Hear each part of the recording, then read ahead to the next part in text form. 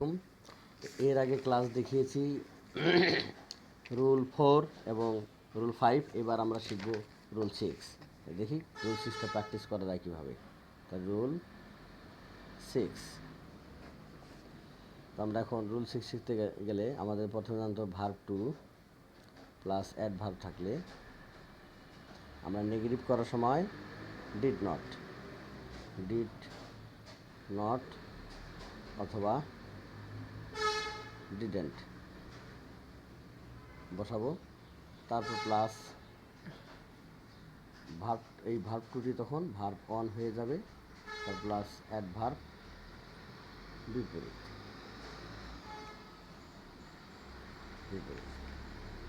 For example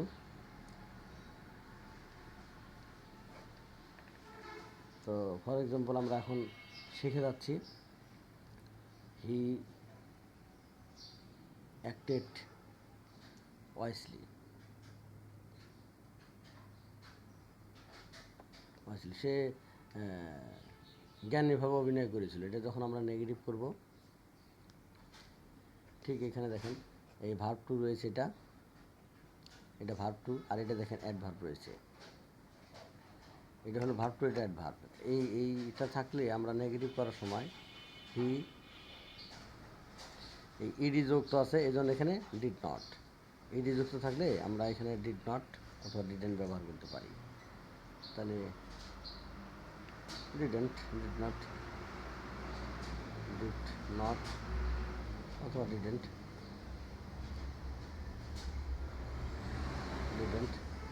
এবার এই যে ভার্ব টু ছিল এখানে এক হয়ে গেছে ভার্ব ওয়ান, তার মানে এইখানে ভার্ব টু রয়েছে, এখানে ভার্ব ওয়ান হয়ে যাবে, এই ইডি উঠে যাবে।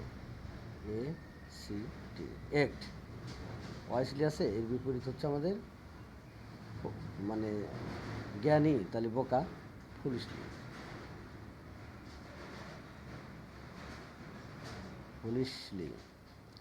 এই তো হচ্ছে আরেকটি এক্সাম্পল জানা যাক, দেখি এভাবে জানা যায় কিনা। হি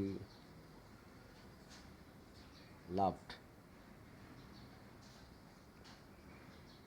নাইসলি, NICELY, নাইসলি। তাহলে এটাও নেগেটিভ করতে হলে আমরা লিখতে পারি হি, একইভাবে ডিড নট বা ডিডেন্ট, হি ডিডেন্ট। লাভ আছে তাহলে হ্যাট, না লাভ আছে, লাভই থাকবে, কারণ ভার্ব টু আছে, ভার্ব ওয়ান হয়ে গেল। এখন এটার বিপরীত বসাইতে হবে আমাদের। এর বিপরীতকে নাইসলি মানে সুন্দরভাবে, তাহলে কুৎসিতভাবে আগলি।